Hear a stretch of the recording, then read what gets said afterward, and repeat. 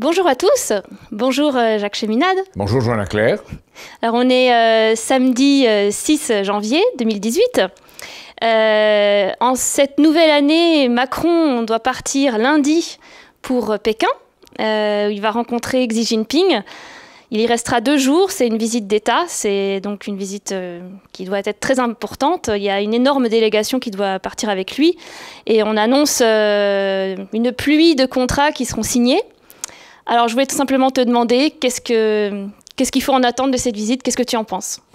Il y a une bonne chose, c'est qu'il commence son voyage en Chine, le président de la République commence son voyage en Chine par la ville de Xi'an, qui est la porte de la nouvelle route de la soie, historique. Alors, il y a tous ces contrats qui viennent avec le président. On parle d'une 50aine, on parle de dizaines d'Airbus, des maisons de retraite d'Orpea, on parle du grand contrat d'Areva sur le retraitement des déchets nucléaires, qui ont dit être un contrat de l'ampleur du barrage de Trois-Gorges. Donc c'est un contrat extrêmement important. On dit que ça ferait dans l'ordre de 10 milliards pour Areva. Alors, ça, c'est une première chose qui semble positive. Il y a aussi un rapport positif sur les questions de sécurité, de lutte contre le trafic de drogue et de lutte contre le djihadisme, les questions de sécurité. Là, on est parti pour quelque chose qui constitue un partenariat. Mais c'est à mon sens tout à fait insuffisant. Pourquoi ? D'abord, parce qu'il ne faut pas être réactif dans les conditions du monde actuel. Il faut créer une politique qui soit globale, et la France et la Chine ont un grand rôle de jouer ensemble. Pour ça, il faut une vision. Il faut avoir une vision à long terme. Donc, pas être réactif, pas réagir, créer des contrats, créer des choses, ce sont très bien, mais il faut que ce soit dans un ensemble qui constitue, plus qu'une stratégie encore, ce que les Chinois appellent une initiative. Au départ, ils ont parlé une stratégie, une ceinture, une route. Maintenant, ils disent une initiative, une ceinture, une route. Ça veut dire quelque chose qui dépasse une stratégie. C'est une initiative à l'échelle du monde. Là, tu parles du projet des nouvelles routes de la soie. C'est le projet des nouvelles routes de la soie de la Chine. Voilà. Pour lequel, déjà, tu t'es exprimé qui est présenté depuis septembre 2013, si on veut trouver une date précise, depuis cette époque-là, à Astana, par le président Xi Jinping. Donc en France, on a mal compris, on a mal suivi. En France, il y a toute une série de préjugés vis-à-vis de la Chine qui fait qu'on ne connaît pas la question. Ouais. Je pense que le président Macron peut la connaître. Il a l'intelligence pour la connaître. Maintenant, il faut qu'il prenne le risque et qu'il en ait la volonté. J'en suis moins sûr. Donc, de ce point de vue-là, il y a un immense champ de coopération qui est ouvert. Dans l'espace, on a déjà 2 satellites météo. Avec les Chinois, il faut beaucoup plus. On a une possibilité de coopération qui va dans le nucléaire. On a déjà une coopération en ce qui concerne la fusion. Hinkley Point aussi, on travaille avec les Chinois à Hinkley Point. Oui, on peut aller beaucoup plus loin. Ce n'est pas suffisant parce que la politique spatiale associée à une politique nucléaire, c'est ce qui déterminera l'avenir. Et la France a un rôle très grand à jouer. Nous avons sur cela des atouts très importants et les Chinois le savent. L'autre aspect, c'est tout ce qui est l'environnement. La Chine a des problèmes très graves d'environnement. Seulement 8% des terres en Chine sont arables parce qu'il y a une extension des villes, parce qu'il y a des déserts, parce qu'il y a aussi des terres qui ne sont pas cultivables. Donc là, évidemment, les Chinois ont mis, dans un premier moment, énormément d'intrants.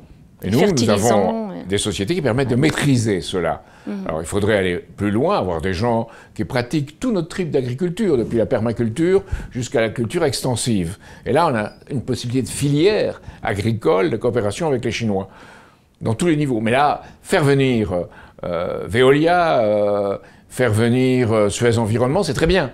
Mais il faudrait faire venir une coopération beaucoup plus, disons, charpentée, allant dans toutes les filières, depuis les filières d'agriculture de petits champs jusqu'au grand développement, grande surface. En Chine, en Mandchourie, il y a de très grandes surfaces. Dans d'autres régions de Chine, il y a des lopins de terre. Donc, dans les 2 cas, nous pouvons intervenir. Donc, je vois toutes ces questions-là constituant un tout. Et puis, il y a aussi la question globale qui est de passer d'un ordre géopolitique, dans lequel les vainqueurs raflent toute la mise, ou espèrent la rafler, à un ordre économique gagnant-gagnant, qui est la vision que les Chinois proclament être la leur. Donc cet ordre gagnant-gagnant, ça veut dire ce que le président Deng Xiaoping avait dit en son temps, on essaye de mettre ensemble les chats noirs et les chats blancs, et puis on minimise les ennemis, on maximise les amis.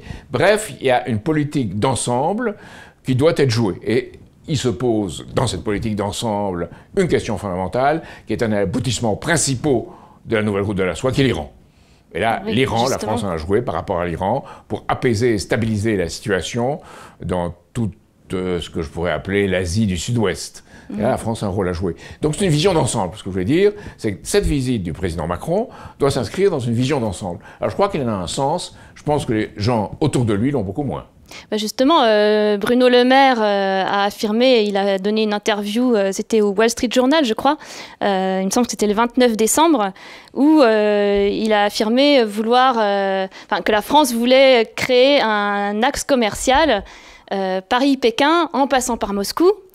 Ce qui visiblement a effrayé un petit peu les Américains parce que c'était considéré du point de vue de rééquilibrer les relations de la France et surtout de l'Europe, alléger les relations avec les États-Unis et la Grande-Bretagne et renforcer celles avec l'Est. Alors est-ce qu'on peut dire que ça s'inscrit dans cette vision que tu voudrais que la France ait ou pas vraiment en fait? Il y a un dicton chinois qui dit qui prononce de belles paroles, ne montera pas nécessairement jusqu'au sommet de la montagne, ne grimpera pas nécessairement, ne fera pas l'effort. Alors, non, sérieusement, Bruno Le Maire a déclaré, en allant aux États-Unis, qu'il était Hermès, l'envoyé de Jupiter, et il a donné 6 lettres venues d'Emmanuel Macron aux principaux directeurs de banque américains. Oui, il a dit la finance n'est plus l'ennemi de la France. Voilà, et qu'on allait s'arranger avec la finance. Ouais. Or, le projet d'un investissement dans l'économie physique, l'économie humaine, l'économie qui développe, l'économie qui assure un avenir, est en contradiction avec le monde de la finance actuelle. Et là, Bruno Le Maire, comme Emmanuel Macron, sont face à leur destin. Ou bien, ils vont dans le sens de ce développement économique mutuel, d'une économie physique, d'une économie au service de l'homme, et ils font le pari de la Chine, ou bien, ils restent avec le système financier actuel, et à ce moment-là, ils participent à une disons, destruction mutuelle assurée du monde dans les conditions actuelles, parce que la priorité financière est une priorité du court terme, ce n'est pas une priorité qui permet d'assurer les investissements de l'avenir. C'est le défi pour la France, c'est le défi pour les États-Unis, et dans un certain sens, ça l'est beaucoup moins pour la Chine, parce que la Chine veut investir dans ce long terme. La Chine avait 4 000 milliards environ de dollars de réserves de change. Aujourd'hui, elle a 3 000 milliards, dont un peu plus de 1 000 milliards dans du trésor américain. Elle a de quoi voir venir. Les autres pays, non. Donc la Chine a cette capacité. Mais elle doit sortir d'une approche financière et réellement passer à cette nouvelle route de la soie, ce qu'elle semble vouloir faire, parce qu'elle parle d'une initiative. Une initiative, ce n'est pas géopolitique, c'est le développement mutuel, c'est le système gagnant-gagnant dans lequel ils doivent s'engager. Et c'est ce que donc tu répondrais au rapport du FMI qui est paru en décembre, disant que peut-être la dette chinoise, parce qu'elle fait trop de crédit, serait un déclencheur de la prochaine crise financière, par exemple. Alors, il y a un problème de dette chinoise, de shadow banking, de banque de l'ombre en Chine, hein, il faut le dire. Mais en même temps, et comme dirait quelqu'un d'autre, il y a en Chine les moyens de le contrôler. Il y a en Chine, par exemple, toute une série de banques qui sont plus ou moins sous le contrôle de l'État, et l'État étant plus ou moins sous le contrôle de partis communistes. Donc, il y a un contrôle. Il y a la Banque asiatique pour l'investissement dans les infrastructures, il y a la nouvelle banque de développement des BRICS, Brésil, Russie, Inde, Chine et Afrique du Sud. Donc, il y a les moyens financiers. Il y a tous les fonds pour la nouvelle route de la soie, en plus. Donc, si on prend l'ensemble de la nouvelle route de la soie, et on prend les projets, hein, on atteint une somme de l'ordre de 1 300 milliards, ce qui est énorme. C'est beaucoup de fois plus que le plan Marshall en son temps. Donc c'est là que c'est la chose très importante. Mais pour ça, il faut les moyens. Et les Chinois sont prêts à les mettre, avec des problèmes intérieurs. Tout n'est pas parfait. On a parlé. Et en même temps, il faut que les autres pays aussi y participent. Alors la France et la Chine ont conçu un fonds commun, 1 milliard, un petit milliard, avec la BPI en France, et la Chine. Même M. Montebourg avait plus d'ambition, il voulait donner beaucoup plus de moyens à la BPI, et moi aussi. Donc là, oui, on pourrait faire quelque chose qui a un sens. Mais un petit milliard pour favoriser notamment les investissements français en Chine, je suis tout à fait d'accord qu'il faut que les Français investissent en Chine, c'est pas assez.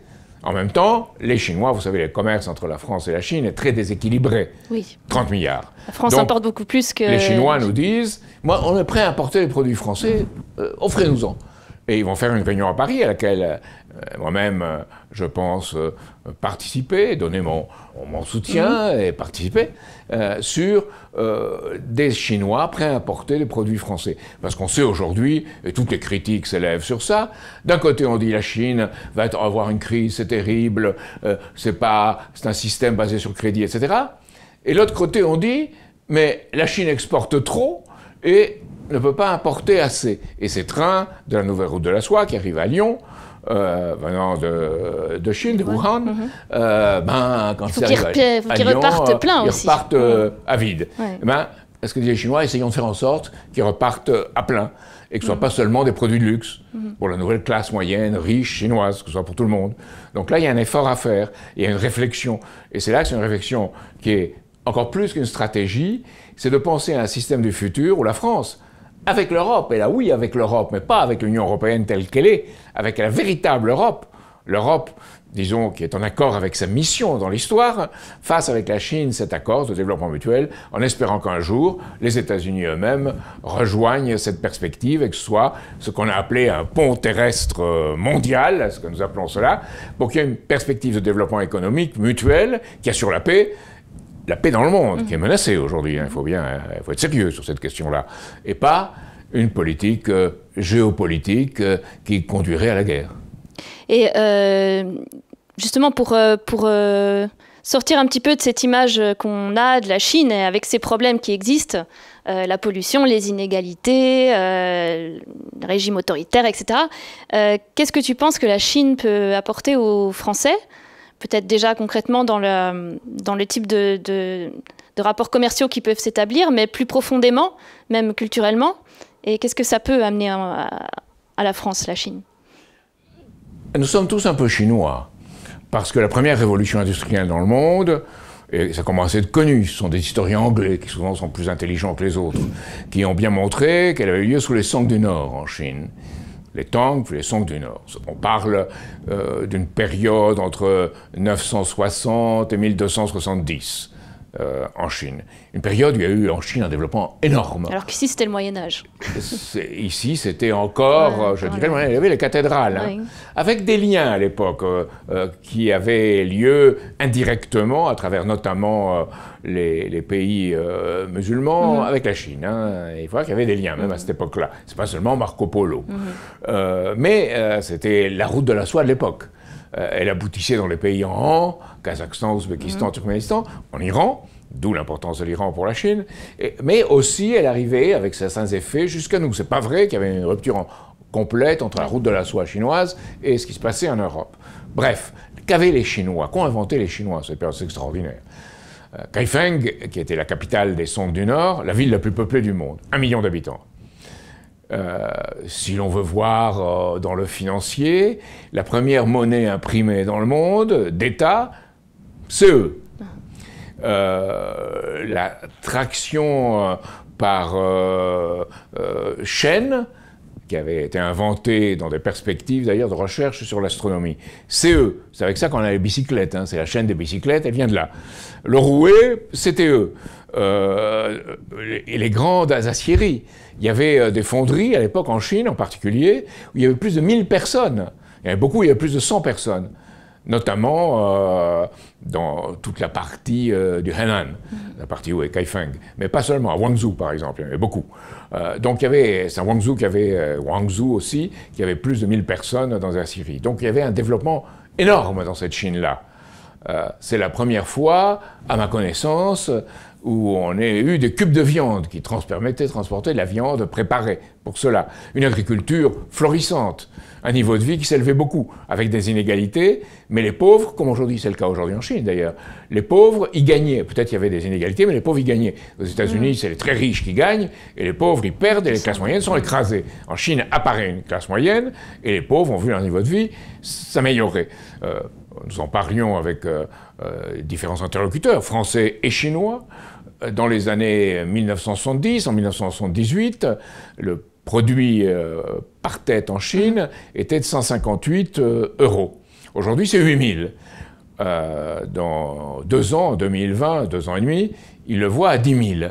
Et puis monter à 35 000 en 2035, 30-35 000. C'est ce qu'a annoncé Xi Jinping, quand il a été reconduit à la tête. Et il dit une économie modestement prospère. C'est-à-dire qu'il n'est pas du tout dans le gonfle la poitrine, et, comme les Russes le faisaient à une époque, les grands plans, tout ça, non. Une économie modérément prospère. Et enfin, en 2050, oui, pour le 100e anniversaire de 1949, ils disent, eh bien là, on aura une économie prospère, pacifique, démocratique, civilisée, et heureuse et belle. Et ils ont utilisé le mot « belle ». Alors c'est très intéressant parce que si on regarde les peintures des Song du Nord, on voit une peinture extraordinaire dans cette époque-là, avec des perspectives sur le monde urbain, qui sont, sur notamment Kaifeng, dont j'ai parlé, extraordinaires. Et on voit cette Chine-là, aujourd'hui, avoir un lien avec celle du passé. On voit une ville, par exemple, comme Yantai, où il y a une ville moyenne en Chine, 6 millions d'habitants seulement. Il y a des Français qui s'y trouvent, beaucoup. Il y a un cercle français à Yantai, 3 ou 4 000 personnes. Il y a à Shanghai, 35 000 Français. Il y a des Français aussi, bien sûr, à Wuhan, où il y a Peugeot, Citroën, où il y a Renault, où il y a toutes ces industries-là, et nos équipementiers. On y est. Justement, comment ça se fait qu'on ne connaisse pas? Il n'y a pas de vision d'ensemble. Ouais.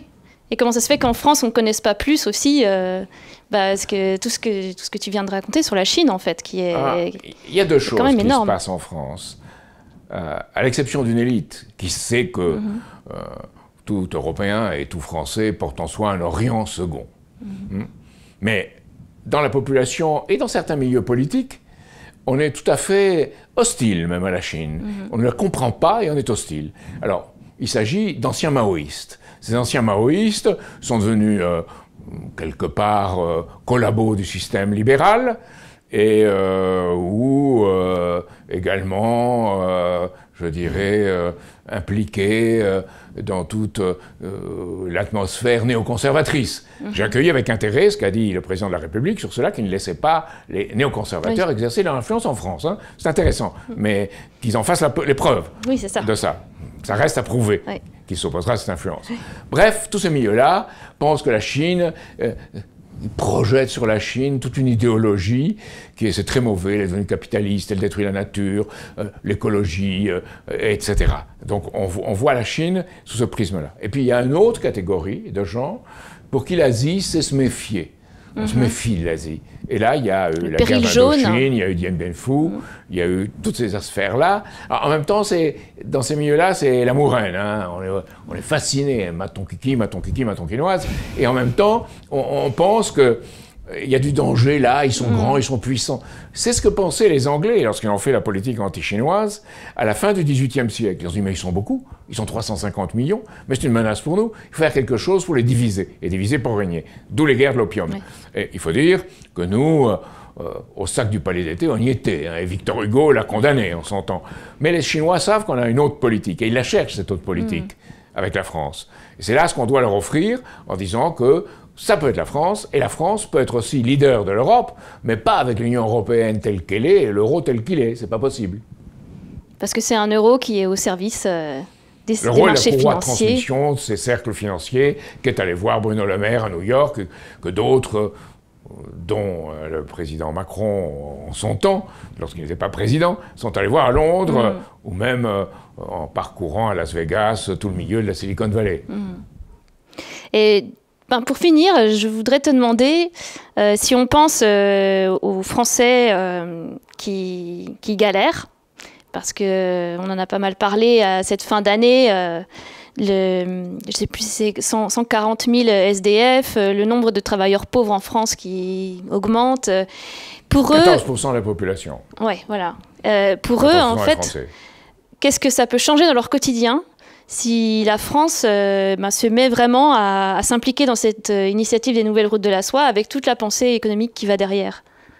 Alors, c'est pas seulement... Qu'est-ce que tu voudrais leur dire par rapport à ça? C'est pas seulement une ceinture, une route, c'est pas seulement la nouvelle route de la soie. C'est un changement d'orientation politique et aussi, je dirais, humain. Que peut nous apporter la Chine? Bien sûr, les gens intéressés diront un grand marché. Oui, c'est vrai. Ça devrait être beaucoup plus. Ça devrait être une sorte de partenariat pour le futur. Ce partenariat pour le futur veut dire créer vraiment de la richesse physique, pas une richesse financière qui détruit le physique, mais quelque chose qui crée les conditions de l'avenir par les innovations. Les Chinois sont très bons dans les innovations. Maintenant, ils passent au stade des découvertes. Et nous, dans les découvertes, on peut être très bons. Mais nos doctorants, nos scientifiques ne sont pas assez soutenus. Donc c'est là qu'on doit avoir une politique tout à fait différente. On doit les soutenir pour qu'ils n'aillent pas parfois en Angleterre, en Suisse, aux États-Unis, au Canada et maintenant parfois même en Asie. Donc il faut absolument avoir une politique qui les soutienne. Et cette politique-là, évidemment, suppose qu'il y ait une réorientation générale de nos priorités. Celle-là est essentielle. Il y a deux priorités en France. Cette priorité est de soutenir la recherche, le développement de pointe et qu'elle rayonne dans le reste de l'économie. C'est très bien d'avoir ITER, c'est très bien d'avoir une industrie aéronautique qui est d'une des meilleures du monde, sinon la meilleure. C'est très bien d'avoir en même temps tout ce que nous avons dans les Landes avec la fusion nucléaire. C'est très bien d'avoir tout cela, mais ce n'est pas intégré dans un développement d'ensemble de l'économie. Et la nouvelle route de la soie nous permettrait, peut-être, si on gère bien les choses, à faire cette intégration progressive.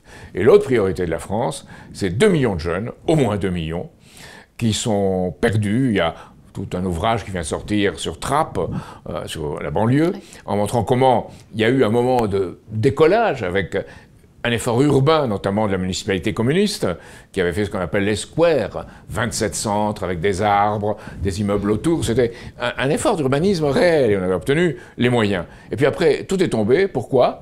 Parce que l'industrie automobile a décampé, il y a eu le chômage et il n'y a pas eu autre chose. Il n'y a pas eu pour ces jeunes, d'abord, la possibilité de gérer leur propre environnement. Ça leur venait d'en haut. Et ensuite, il n'y a pas eu la culture qui leur a été donnée. On faisait Jamel Debbouze en est sorti. Bon, c'est bien qu'ils s'en soient sortis, mais enfin, on pourrait espérer une culture populaire à la Jean Vilar, supérieure. Et ensuite, il y a eu le fait que ces gens qui s'en sont sortis sont tous allés habiter ailleurs. Omar Sy est à Los Angeles, par exemple. Il est sorti de là-bas. Donc, il faut intégrer, il faut réintégrer tout le pays. Et là, il y a tout un effort à faire pour ça. C'est l'aménagement du territoire. Et la nouvelle route de la soie, c'est ça. Alors, je voulais y venir justement.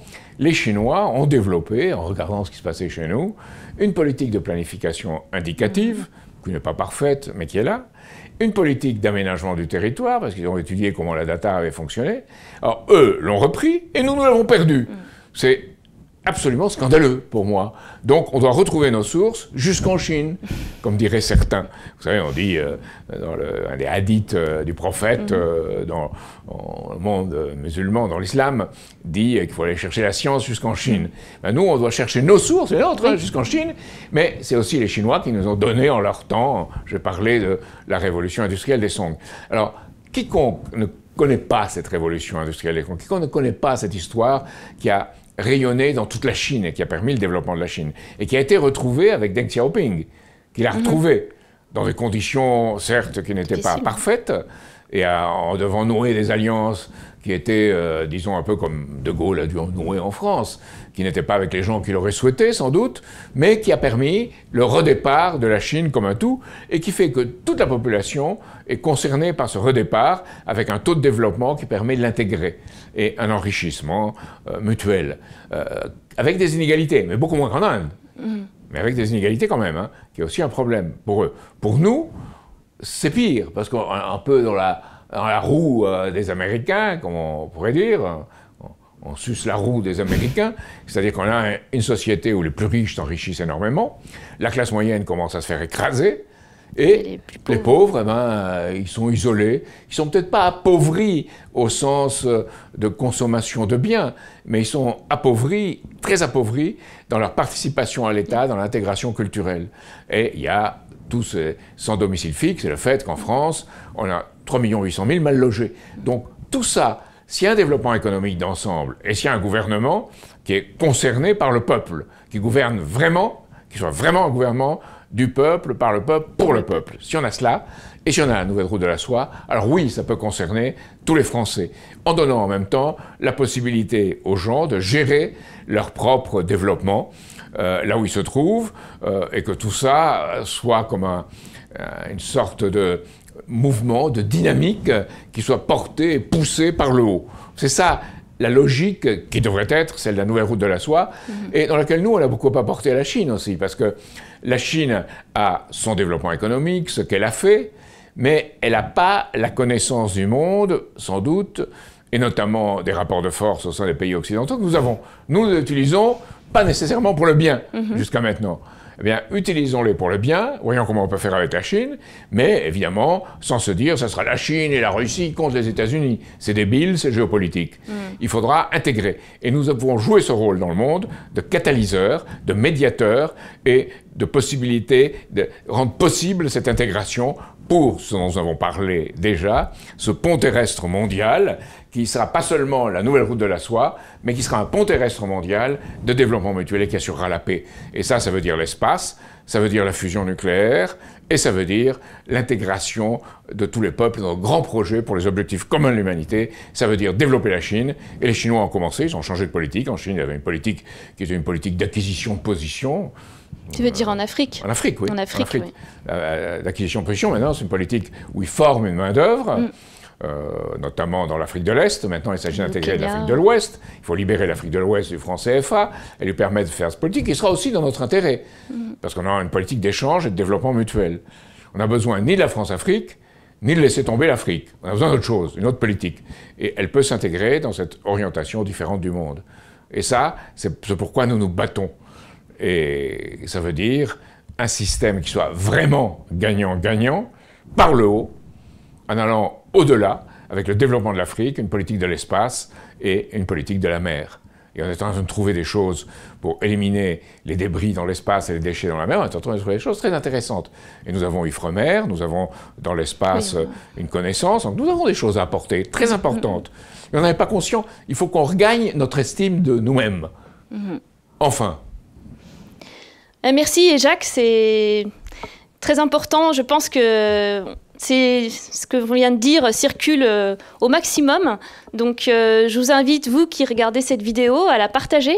Montrez-la à vos amis, à votre famille, même si c'est des choses auxquelles ils n'ont pas l'habitude de penser. Je crois qu'aujourd'hui, on en a plus que jamais besoin. Et surtout aussi, n'hésitez pas à laisser vos commentaires. Nous ferons en sorte d'y répondre. Jacques Cheminade fera en sorte aussi d'y réagir. Donc je vous invite, n'hésitez pas, laissez vos commentaires. Alors je dirais simplement une chose, moi j'ai encore beaucoup de choses à dire, j'ai dit des choses, j'ai encore beaucoup de choses à dire. Et vous avez aussi sans doute beaucoup de choses à me dire. Donc il faut continuer un échange et surtout penser par-delà tel ou tel sujet que ce qu'on vise, c'est la création humaine et ce que j'aurais appelé la fin des réprouvés. Créer, agir pour que chacun puisse participer à quelque chose qui est la République. Et la République, justement, c'est la fin des réprouvés. Et que tous les courants de réflexion de l'humanité se conjuguent pour aller dans cette direction, en même temps que pour aller par-delà le connu, découvrir, connaître, comprendre cet univers dans lequel on est. Et la France a toujours été à la pointe de cela, et malheureusement, depuis quelques années, on ne l'est plus. Donc, il faut retrouver cette place dans le monde pour inspirer le monde et nous inspirer nous-mêmes. Voilà. Eh bien, écoutez, on vous attend. À bientôt.